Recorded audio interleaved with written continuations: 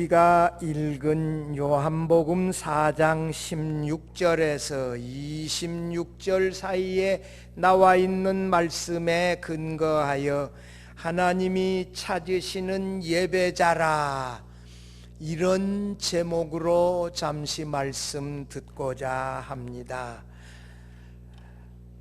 요셉 케이보는 체코슬로바키아가 공산주의 통치하에 있을 때 아주 유명했던 목사님입니다. 어린 시절 아버지는 학교에서 공산주의를 가르치는 선생님이었지만 어머니는 독실한 크리스천이었습니다. 요셉 케이보가 어렸을 때에 주일 아침이면 기차를 타고 3시간 동안 프라하로 갔습니다. 오전에 교회 가서 2시간 30분 동안 예배드리고, 예배 마치고 공원에 가서 점심 먹고 오후에 다시 교회당에 가서 2시간 30분간 예배하고 다시 기차 타고 3시간 걸려서 집에 왔다고 합니다. 어머니가 주일마다 이렇게 힘들게 먼 길을 가서 예배 드리러 다니는 것을 보고 요셉 케이보가 어머니에게 물었습니다. 그런데 어머니는 간단하게 대답했는데, 그곳에 가야만 예배를 드릴 수 있기 때문이란다. 아들에게 이렇게 말해 주었습니다. 요셉 케이보는 이렇게 많은 시간과 정열을 쏟아서 어린 시절에 하나님을 예배했는데, 그가 공산 치하에서 체코의 유명한 목사가 되어졌잖아요. 이 체코가 러시아에서 가까워요. 러시아가 체코 침략하고 폴란드 침략하고 하는 그런 어려운 때의 목사로 하나님의 말씀을 전했다. 이건 대단한 일이지요. 코로나19의 이 집합 금지 명령 하에서 우리가 예배당에 모이지를 못해서 주일 예배를 비대면 동영상으로 하면서 이렇게라도 하나님을 예배할 수 있다는 것이 얼마나 감사한지 모르겠습니다. 지금 우리는 어느 곳에 있든지 서 있는 그곳에서 영과 진리로 하나님을 예배하는 이런 위중한 시점에 있습니다. 우리는 어느 곳에 있든지 혼자서든지 둘이서든지 가족들과 함께든지 하나님을 예배하는 것이 신앙이고 이것이 구원받은 성도들의 모습임을 믿으면서 그 어느 곳에 있더라도 이 주일 예배를 빠뜨리지 말고 꼭 참여하여 하나님을 반드시 예배할 수 있기를 바랍니다. 특별히 우리 청년들도, 주일학교 아이들도 꼭 예배할 수 있기를 바랍니다. 예수께서 메시아를 기다리는 수가성 여인을 찾아서 이 유대인들이 가기를 꺼려하는 사마리아로 가서 야곱의 우물가로 갔습니다. 한낮에 사람들의 눈을 피해 물길로 오는 사마리아 여인에게 예수께서 물 한 바가지만 다오 하시며 대화를 시작하셨습니다. 요한복음 4장에서 예수께서 복음을 전하는 목적이 하나님을 예배하게 하는 것임을 우리가 확인하게 됩니다. 하나님이 찾으시는 예배가 구체적으로 무엇을 의미하는지 본문이 잘 보여주고 있습니다. 지난 주일도 말씀드렸지만 예배하다, 이 영어로 worship은 라틴어에서 나온 이 동사인데요, 최고의 가치라는 말이에요. worship. 이것이 하나님을 예배하다, He worshipped God, 이렇게 표현되어지면 하나님에게 최고의 가치를 두고 섬긴다는 말입니다. 예배하다의 대표적인 히브리어의 동사가 샤다이고 헬라어의 동사가 프로스쿠네오인데 그 의미는 항복하여 엎드려 절하다는 뜻이에요. 하나님을 예배하다는 말은 하나님께 엎드려 절하고 높여 섬긴다, 이런 뜻이 있어요. 예수께서 유대인들이 무시하는 이 사마리아 지역에 가서 대낮에 물길로 오는 이 수가성 여인을 야곱의 우물가에 앉아 기다리다 만났습니다. 참 이 복잡한 남자 관계로 인하여 천대받는 수가성 이 여인이 그 마음 중심에 사람들에게는 천대받지만 메시아를 기다리는 믿음이 있었다고요. 그래서 예수께서 찾아가서 그와 더불어 물 한 바가지만 다오, 이 대화의 이 시작을 열어가지고 그가 하나님을 아버지로, 예수를 그리스도로 믿고 영과 진리로 하나님을 예배하여 구원받는 이 성도의 모습으로 돌아오도록 하기 위하여 그곳에 가셨습니다. 예수님은 모든 사람을 다 아시기 때문에 이런 깊은 뜻을 가지시고 예배자를 찾으러 사마리아 수가성에 갔는데, 이 본문의 말씀을 들으면서 몇 가지로 은혜 나누고자 합니다. 첫째로, 하나님이 찾으시는 예배자는 먼저 자신의 죄를 회개하는 사람입니다. 수가성 여인이 야곱의 우물에 물길로 왔다가 이 우물가에서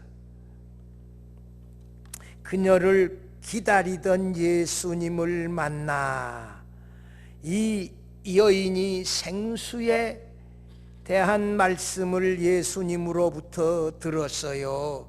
그런데 이 생수의 의미가 정확하게 무엇인지를 이 여인은 15절에 보면 뭐라고 말해요? 15절 봐봐요. 거기 보면 이 생수를 내게 주어 여기 야곱의 우물에 물길로 오지 않게 해주세요, 이렇게 말하는 거로 보면 생수가 야곱의 우물에서 길러 올리는 어떤 물로 이렇게 이해하고 있었어요. 이것은 요한복음 3장에서 예수님께서 밤중에 찾아온 니고데모에게 물과 성령으로 거듭나지 아니하면 하나님 나라를 볼 수 없다, 들어갈 수 없다 말씀하셨을 때에 니고데모가 내가 이 나이에 어떻게 어머니 뱃속에 들어갔다가 다시 날 수 있겠습니까? 거듭남을 상당히 육신적으로 물리적인 것으로 이해했는데,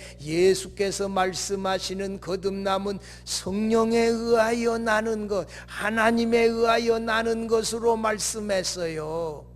오늘 예수께서 말씀하신 생수는 예수를 그리스도로 믿어서 구원 얻는 영생을 말씀했는데, 이 여인은 이 야곱의 우물가에 마시는 물로 이해했다는 것이에요. 사람들이 이 진리에 대하여 금방 듣고 이해하기는 어렵지요. 이해하지요.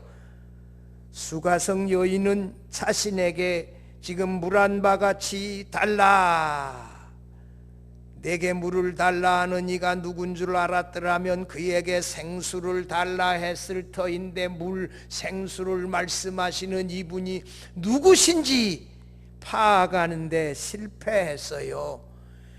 물을, 이 생수를 야곱의 우물에서 길어오리는 물로 자꾸만 이해하니 예수님이 답답해요. 그래서 16절에 갑자기 이 여인을 향하여 예수께서 뭐라고 말해요?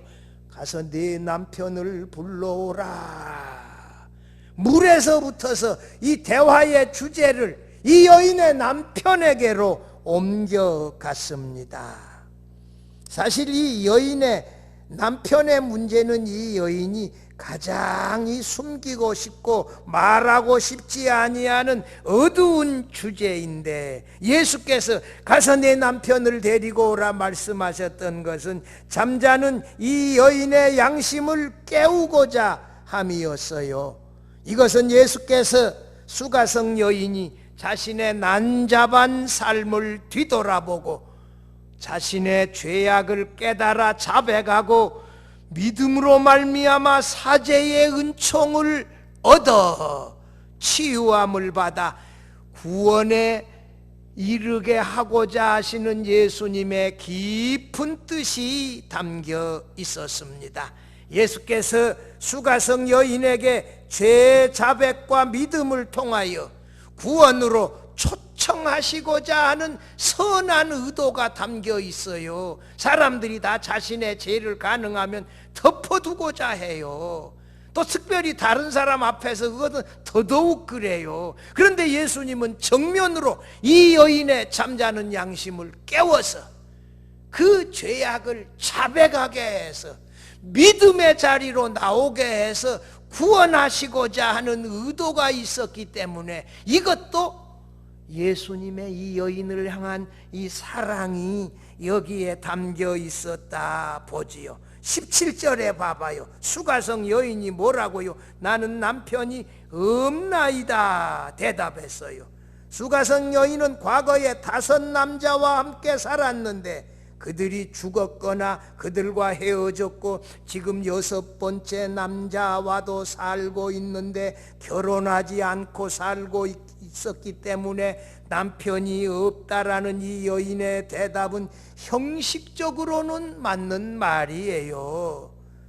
수가성 여인의 남편에 대한 언급은 사실 말하고 싶지 않은, 숨겨두고 싶은 이런 주제였는데 예수께서 단도직입적으로 말씀하시고 물으시니 그대로 솔직하게 대답할 수밖에 없었습니다. 사실 이 여인, 유대인의 일반 법에 의하면 3번까지 결혼하는 것이 용납되어졌어요. 그 이후에는 용납이 안 돼요. 그런데 이 여인은 말이에요, 5번째 남자와 더불어 살았고 지금 6번째 남자와 살고 있다면 모세의 오경의 엄한 율법의 법에 의하면 돌에 맞아 죽어야 하는 이런 사람이었어요. 17절 18절 봐봐요. 같이 한번 읽어봐요. 내가 남편이 없다 하는 말이 옳도다. 너에게 남편이 5이 있었고 지금 있는 자도 내 남편이 아니니 내 말이 참되도다. 예수께서 수가성 여인의 과거 난잡한 혼인 생활을 이렇게 신적인 예지로 다 꿰뚫어 치져가시며 이 여인의 양심을 깨우쳤습니다. 예수께서 먼저 수가성 여인에게 도덕적으로 문란하고 난잡한 결혼 생활이 얼마나 무서운 죄인가를 돌아보게 하시고 회개하고자 함이었습니다. 수가성 여인은 예수께서 자신이 6번째의 남자와 살고 있다는 사실을 꿰뚫어 보심에 대하여 그를 선지자라고 인정하기에 이르렀어요. 19절 봐봐요. 수가성 여인이 주여 내가 보니 선지자로소이다. 누구라고요? 선지자로소이다. 예수님이 주님이시고 선지자라고 놀랍게 신앙 고백했지요. 여기서 선지자는 사마리아인들은 모세 오경만을 하나님의 말씀으로 믿고 있었기 때문에 25절 말씀에 비추어서 예수님을 모세와 같은 선지자로 말했지만서도 이 수가성 여인이 모세와 같은 선지자의 의미가 무엇인지 제대로 이해하지 못하고서 말했다고 D.A. 카슨 교수는 해석했어요. 성도 여러분, 하나님이 찾으시는 예배자 먼저 어떤 사람이에요? 자신의 죄악을 정확하게 깨닫고 죄를 자백하면서 하나님을 예배하기를 하나님이 원하신다는 것이에요. 우리도 예배 때마다 하나님 앞에 나와서 예배하면서 허물과 부족함과 죄악을 깨닫고 자백하면서 하나님을 예배할 수 있기를 바랍니다. 둘째로, 하나님이 찾으시는 예배자는 하나님을 아버지로 알고 섬기는 사람입니다. 수가성 여인이 자신의 과거를 정확하게 아시는 예수님을 선지자라 이렇게 고백하고, 그 선지자를 통하여 더 많은 진리를 알고자 하여 유대인과 사마리아인 사이에 가장 민감한 예배 장소의 문제를 제기했다고 주석가 매튜 헨리는 해석했어요. 뭐라고요? 더 많은 이 예배 장소 문제가 진짜 어디인지 알고자 하여 이렇게 물었다는 거예요. 그런데 D.A. 카슨 교수는 다르게 해석했어요. 선지자이니 유대인 낯선 남자를 시험해 보기 위하여 유대인과 사마리아인 사이에 가장 민감하고 뜨거운 감자인 이 예배 장소의 문제를 물었다, 이렇게 또 해석했어요. 해석이 다르지요. 주석가들이 생각이 다 다르지요.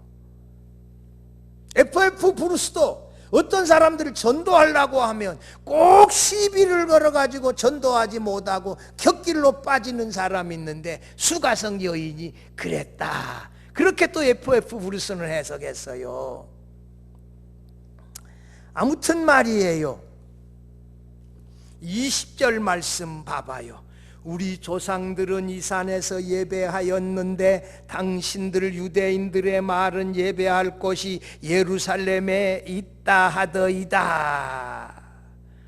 수가성 여인이 예수님께 유대인과 사마리아인 사이에 가장 민감한 쟁점, 가장 뜨거운 이 감자인 예배 장소의 문제를 제기했지요. 모세 오경과 선지서를 다 하나님의 말씀으로 믿는 유대인들은 예배 장소가 어디다? 예루살렘이다. 예루살렘 성전에서만 구약의 레위기에서 알려주신 그대로 제사를 드리며 하나님을 예배해야 된다, 이렇게 인정했지요. 그러나 사마리아인들은 모세 오경만을 하나님의 말씀으로 믿었기 때문에 신명기 12장 5절 말씀, 오직 너희의 하나님 여호와께서 자기의 이름을 두시려고 너희 모든 지파 중에서 택하신 그 계실 곳으로 찾아 나아가라 하는 이 말씀에 근거하여 아브라함이 약속의 땅 가나안에 갔을 때 처음으로 제단을 쌓았던 장소인 이 그리심산 성전 예배를 주장하고 거기서 사마리아인들은 예배를 드렸습니다. 21절에서 예수께서 예배의 장소인 예루살렘 성전 예배와 그리심산 성전 예배가 폐기될 것을 분명하게 말씀하셨어요. 그러므로 예배의 장소가 예루살렘이냐 그리심산이냐 하는 이 논쟁, 아무런 의미가 없다는 것이에요.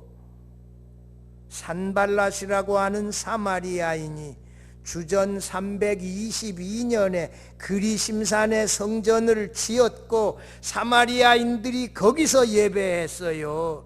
그래서 예루살렘 성전이 있는데 이 사마리아인들이 스룹바벨 성전 건축할 때 사마리아인들은 참여할 수 없다, 배제했어요. 근데 사마리아인들은 예배는 드리고 싶고 하니까 그리심산에다가 주전 322년에 성전 건축해서 드렸어요.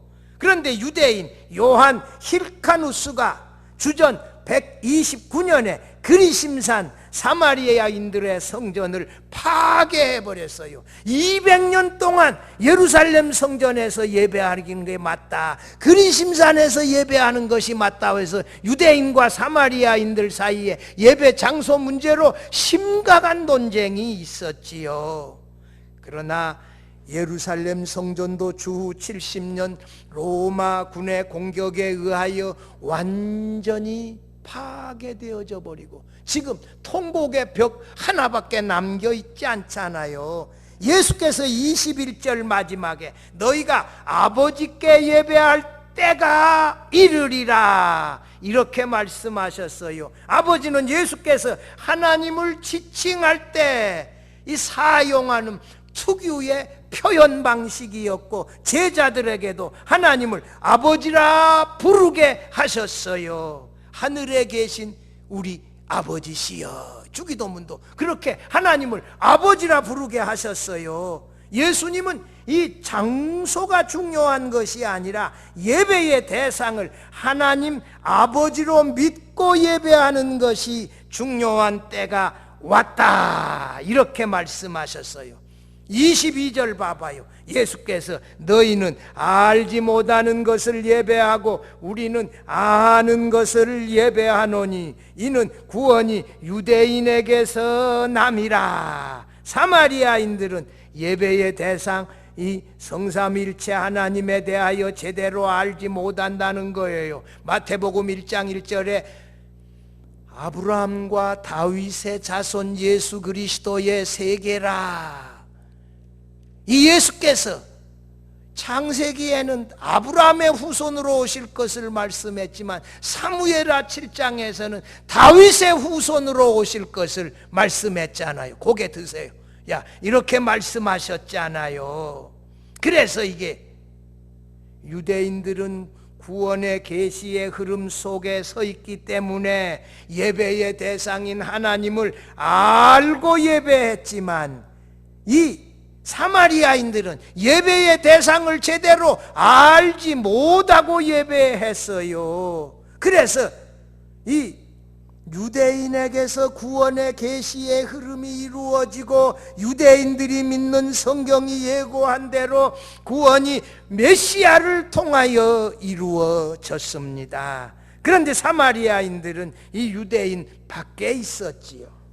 예수께서 예배의 대상을 하나님 아버지여야 한다고 오늘 본문에서 분명하게 말씀해요. 하나님을 아버지로 믿고 예배해야 그 예배를 받으신다. 하나님은 모든 만물의 창조자, 보존자, 우리들의 구원자세요. 예수와 신성은 동일하지만 함께 공유하시지만 예수께서 성부 하나님에게서 나오셨기 때문에 하나님은 영원히 예수의 아버지가 되시고 우리 성도들의 아버지가 되시기도 합니다. 예수께서 말씀하시기를 지금 바로 하나님을 아버지로 예배할 때가 왔다. 아버지께 하나님을 아버지로 알고 예배하는 자들을 하나님이 찾으신다 말씀하셨지요. 우리가 예배할 때 가장 중요한 것, 하나님을 아버지로 알고 믿고 섬기는 이것이 가장 우선되어져야 한다. 하나님은 우리의 아버지시고 우리는 하나님의 자녀로 하나님을 아버지로 알고 예배할 때 하나님이 그 예배를 통하여 영광을 받으십니다.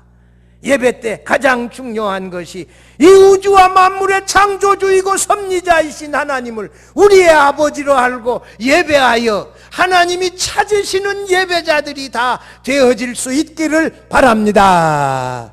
셋째로, 하나님이 찾으시는 예배자는 영과 진리로 예배하는 사람입니다. 23절 같이 읽어봐요. 아버지께 참되게 예배하는 자들은 영과 진리로 예배할 때가 오나니 곧 이때라. 아버지께서는 자기에게 이렇게 예배하는 자들을 찾으시느니라. 제가 이 설교 여러 번 했어요. 그래도 영과 진리로 예배한다는 말이 무슨 말인지 여러분들 감이 잡혀요. 이게 어렵단 말이에요. 근데 제일 좋은 것은 말씀을 여러 번 반복해서 듣는 거예요. 저는 제가 지난주일 설교해놓은 거 유튜브 우리 광주 대성교회 동영상 통해서 여러 번 들었어요. 한 5번도 더 들었어요. 보니까 79분이 제 설교를 유튜브에서 들었더라고요.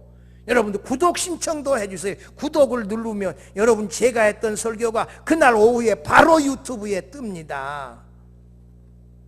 이 영과 진리라고 하는 말, 이때는 하는 말, 이게 중요한데요. 지금 거기 봐봐요. 영과 진리로 예배할 때가 오나니 그때가 지금 왔다는 거예요. 이게 무슨 말이에요? 예수의 십자가와 부활을 통하여 영과 진리로 예배할 때가 왔다는 거예요. 구약의 예배는 예루살렘 성전에서 이 짐승들, 흠없는 짐승들 1년 된 거 잡아다가 피로 이렇게 하며 이런 레위기식의 의식적인 제사를 드렸잖아요. 이것이 예수의 십자가와 부활로 말미암아 이제는 그런 장소 예루살렘 성전에서 의식적으로 드리는 예배가 아니라 영과 진리로 예배할 때가 왔다는 것이에요. 놀라운 사실이지요. 지금은 어떻게 예배할 때요? 영과 진리로 아버지께 예배할 때가 와서 우리가 어느 곳에든지 영과 진리로 하나님 아버지를 예배하지 않아요. 놀랍지 않아요? 이런 때가 이미 왔어요. 영과 진리라. In spirit and truth.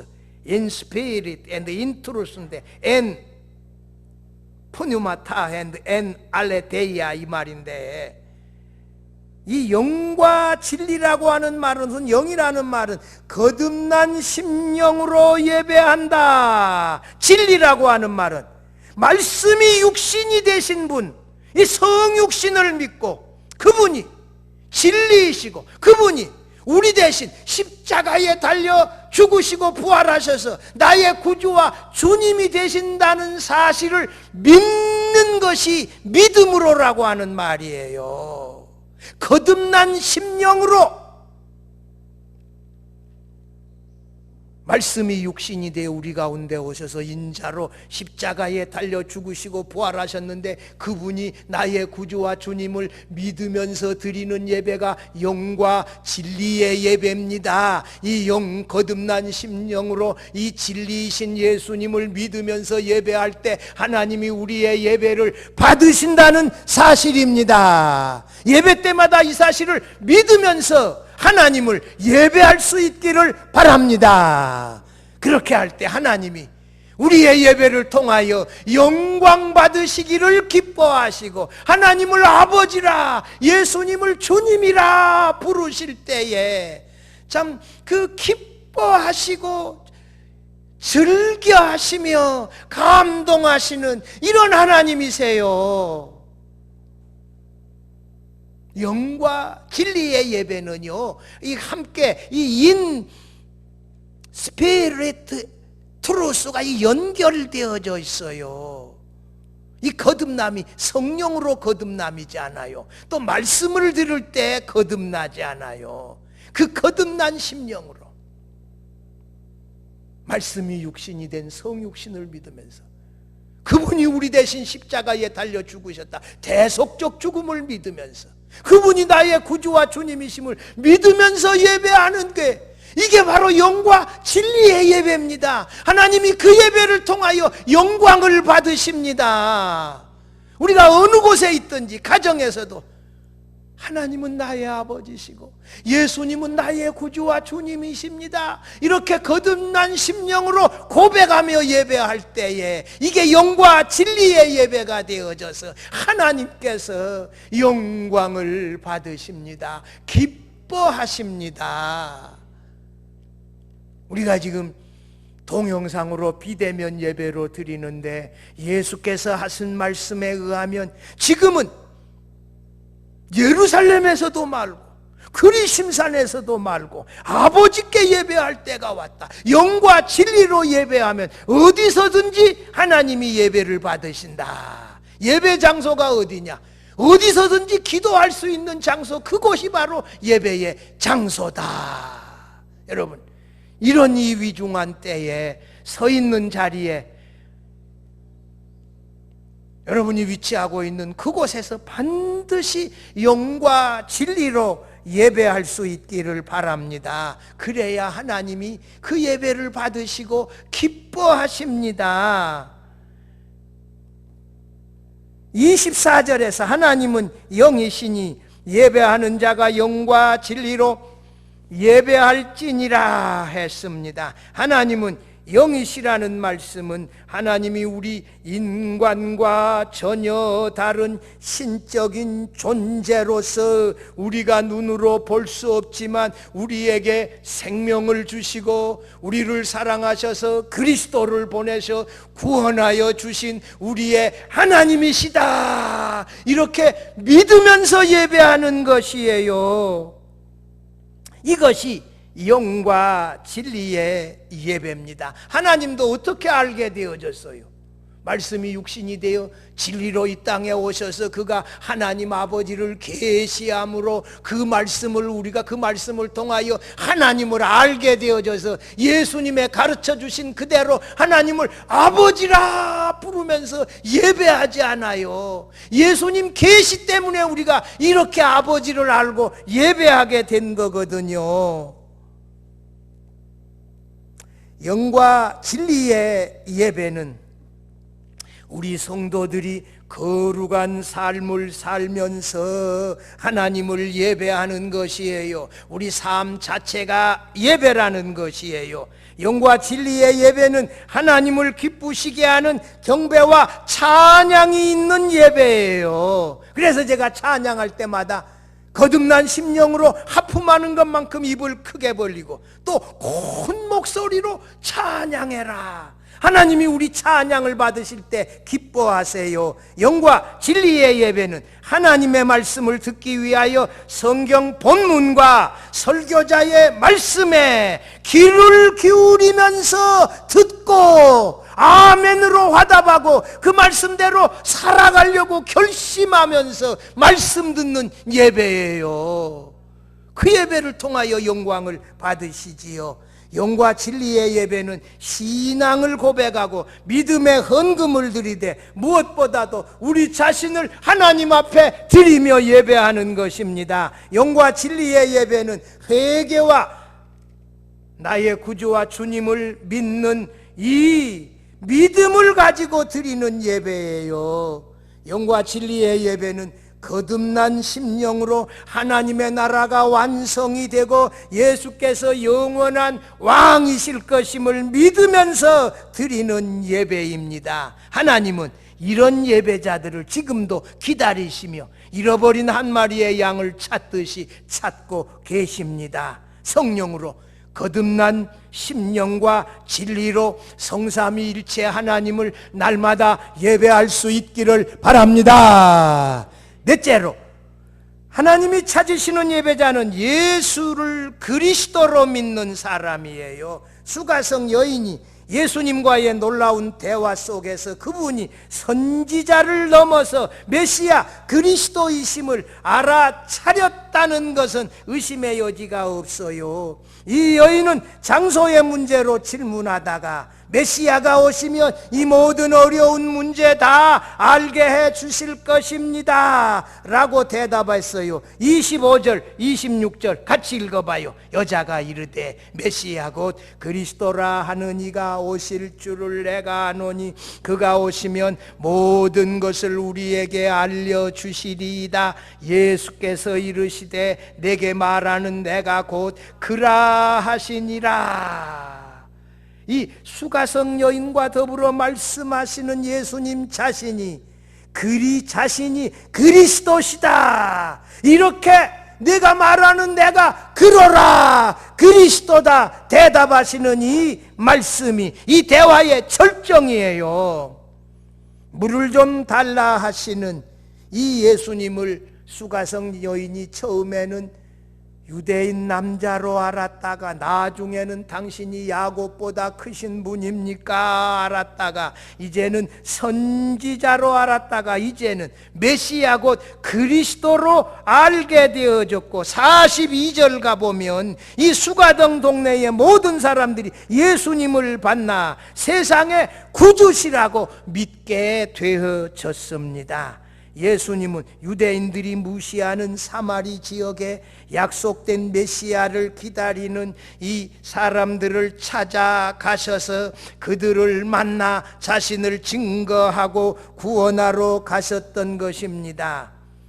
나사렛 예수를 유대인들은 참남한 자, 죄인이라 배척하고 십자가에 못 박았지만 그분을 그리스도라고 믿고 예배하는 사람들이 구원받은 사람들이고 성도들의 모습입니다. 우리는 예배를 통하여 하나님께로 나아가요. 하늘 보좌로 나아가요. 하나님은 오늘도 영과 진리로 예배하는 자들을 찾고 계십니다. 하나님은 예배하는 자들의 예배를 통하여 영광을 받으세요. 불신자들도 우리의 예배하는 모습을 보고 예수 믿어야 되겠다, 나도 하나님을 아버지로 섬겨야 되겠다, 예배의 자리로, 구원의 자리로 돌아오게 되어집니다. 사랑하는 성도 여러분, 하나님이 찾으시는 예배자는 하나님을 아버지로 알고 예수님을 세상의 구주로 알고 영과 진리로 예배하는 성도들입니다. 예수께서 십자가에 죽으시고 부활하심으로 말미암아 예배가 장소와 의식의 문제가 아니라 영과 진리로 하나님을 예배하는 이런 형식으로 바뀌어졌어요. 코로나19라는 위중한 시기에도 어디에서나 동영상을 보면서라도 혼자서라도 하나님을 꼭 예배하십시다. 우리들이 어디서나 거듭난 심령으로 또한 진리심을 믿으면서 하나님을 예배하여 하나님께 크게 영광 돌리시는 우리 모든 성도들이 되어질 수 있기를 주의 이름으로 축원합니다.